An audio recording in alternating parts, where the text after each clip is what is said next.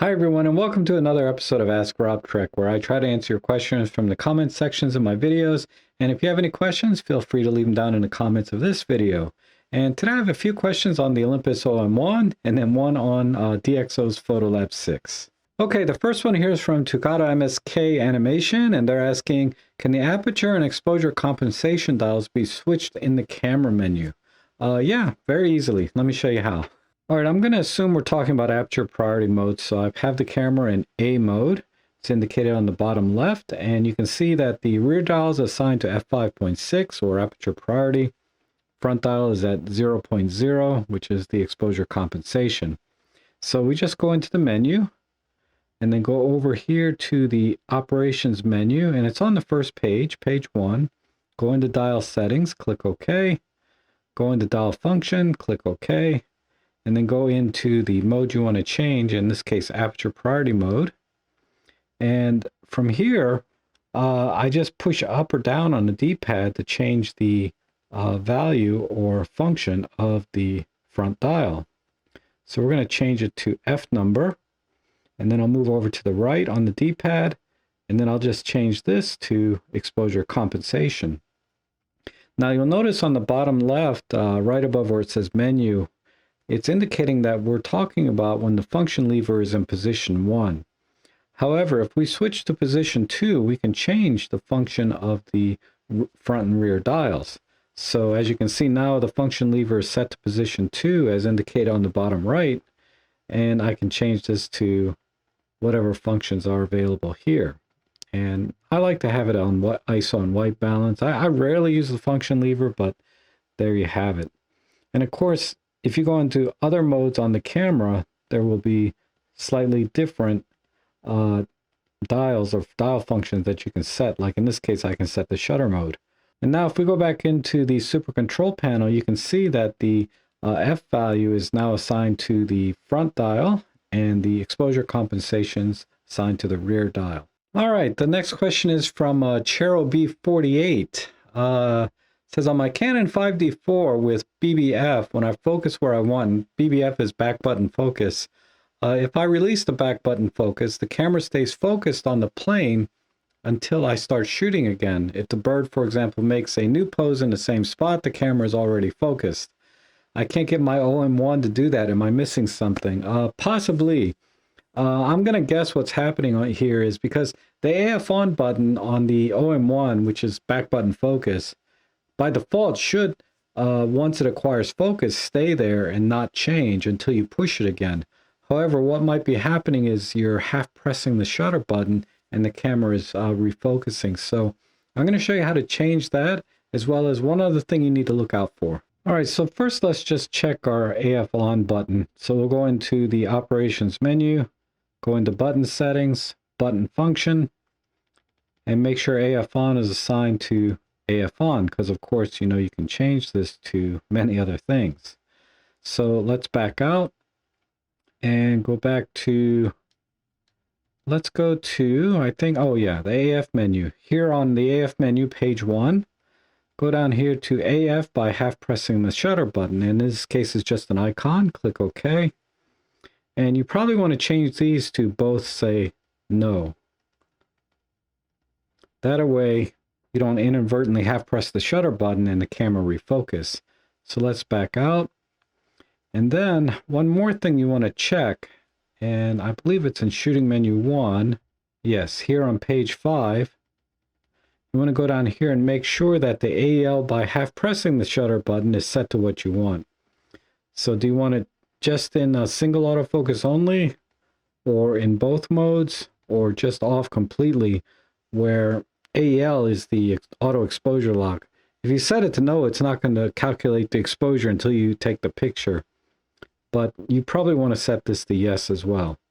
All right, the next question I got was about saving RAW only files to card slot number 1 and JPEG only files to card slot number 2. And that's pretty straightforward, but there's a couple of caveats. You have to be a little bit careful when you're taking thousands of pictures or using very small memory cards, because when one card slot becomes full, you could run into a problem. So let me show you. All right, so I have 2 memory cards in the camera. If we go in the super control panel, You can see card slot 1 is set to raw, but card slot 2 is grayed out. And if I rotate the front dial, it changes both at the same time. But when card slot 2 is grayed out like that, basically it's not going to write to that card. So what we have to do is go into the menu and just go into, the wrench menu here, first page, card slot settings, and click OK, click on save settings. And right now it's just set to only write to one card. And this setting here is only for when the first card becomes full, will it start to write to the second card. So the super control panel is going to look very similar. Whatever we change card slot 1, card slot 2 will be the same. However, if card slot 1 fills up, it'll start to write to card slot 2 in this case. But when you're in this mode here, it's only going to save to one card. And when that becomes full, it's not going to go to card slot 2. This will go to card slot 2, but it's going to save it to the same thing you had set for card slot 1. So if you see card slot 1 is set to raw, it'll start writing to card slot 2 when it's as raw, when card slot 1 gets full, or whatever you set it here to, raw plus JPEG, etc. All right, let's go into the menu. So to save JPEGs, or RAWs to slot 1, JPEGs to slot 2, what you do is you want to pick this setting, dual independent, and we'll talk about the other settings here in a minute, because that's where you can run into trouble.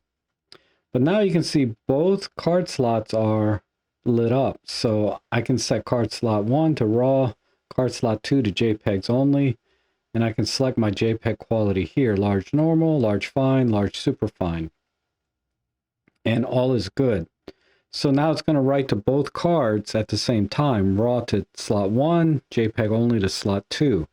You can also see it here on the live view in the top, where it says card slot 1 RAW, card slot 2 large superfine.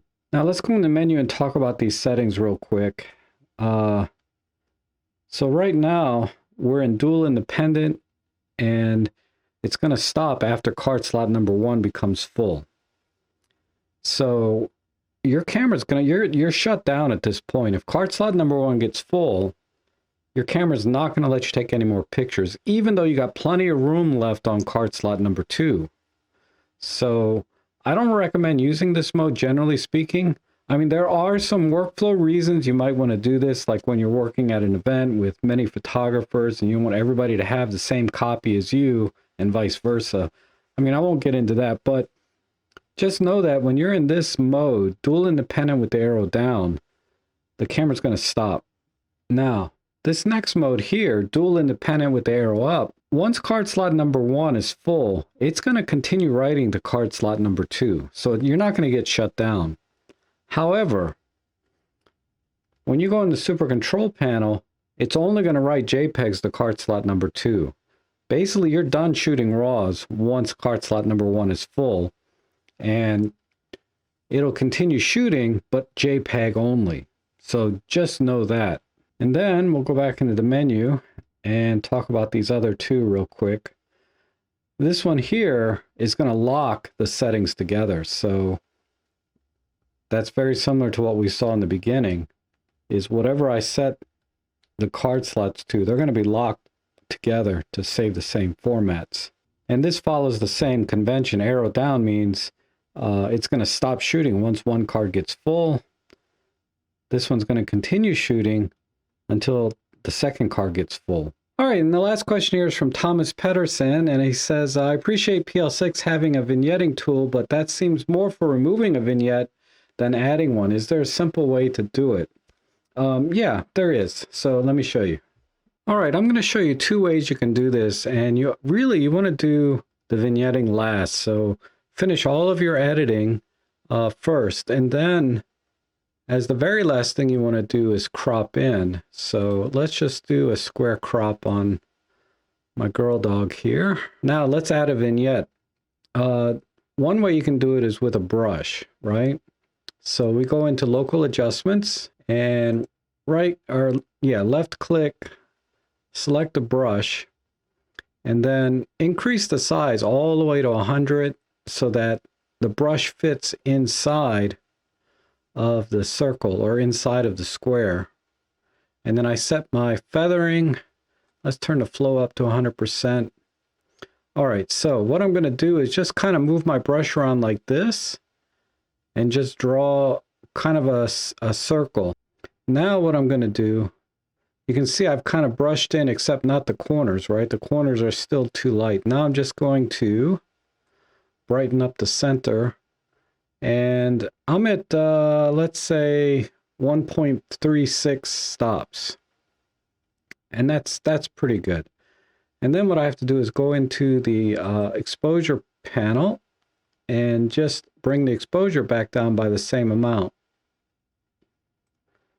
1.36. And, well, roughly.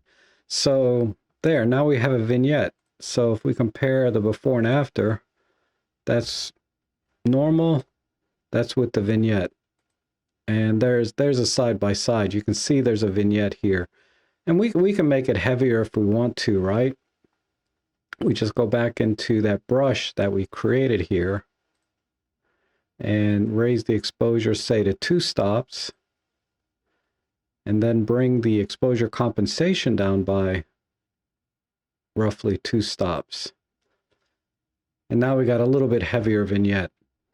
The only challenge with this is, say, you know, you're working with 16:9 or very wide angle landscape type shots. It can be a little bit trickier, but let me show you another way to do it. All right, so we'll go back into the local adjustments tool. But this time I'm going to right click and select a control point and just click anywhere in the center. Okay, now this circle's too big, so I'm going to bring it in to about here and center it the best I can. Right there.